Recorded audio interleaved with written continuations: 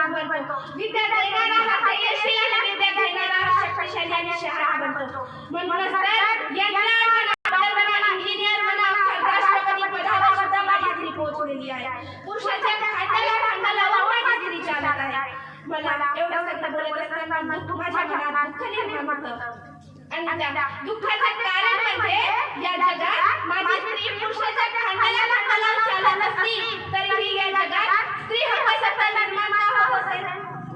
याचा तुम्हा सर्वांना विचार करायला हवा. याचा तुम्हा सर्वांना विचार करायला हवा. सावित्रीबाई म्हणा की ते एक लेख शिकली तर शिकतील हजारो पिढ्या, एक लेख शिकली तर शिकतील हजारो पिढ्या असं म्हणताना आपल्याला लेखी शिकवल्या. त्यांच्या लेखी इतक्या शिकल्या की त्या आपल्या लेखी आपल्या सावित्री गर्भातच मारू लागल्या आणि गर्भपात करू लागल्या. अहो तिथून मिळणार नाही काय तुम्हाला?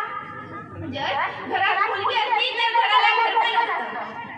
एक मुलगी शिकली तर दोन घरांना प्रकार देते. अहो मुलगी ज्या आई बाबांजवळ ज्या परिवारात लहानाची मोठी होते त्या परिवाराला सोडायला तयार होते. अहो ही असते मुलगी.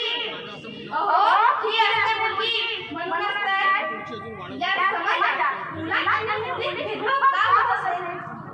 सांगा ना दादा कशी घडेल सावित्री अशा सांगा ना दादा कशी उमलतील फुलं अशा पाकळ्या तोडल्यावर.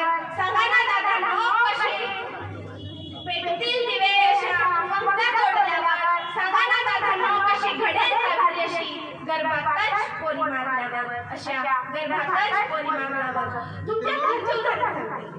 जर तुमच्या घरातील एखाद्या मुलीला भारी काम करायचे असेल ना तर त्याच्या आई-वडील म्हणतात की तुला नाही जमणार, तू नको करूस, दादा येईल आणि तो करेल. अहो इथंच तर तुम्ही तिला कमजोर बनवताय, इथंच तर तुम्ही तिला कमकुवत बनवताय. तिच्या पाठीशी तुम्हाला खंबीर उभं राहायला हवं.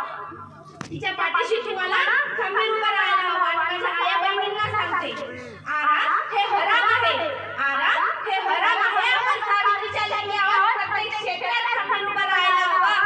कारण आम्हा लेकींना सावित्रीच्या लेकींना सावित्रीचे वरदान आहे की आम्ही लेकी कुठेही शिकणार नाही. आणि चुकीला तर माफी असते.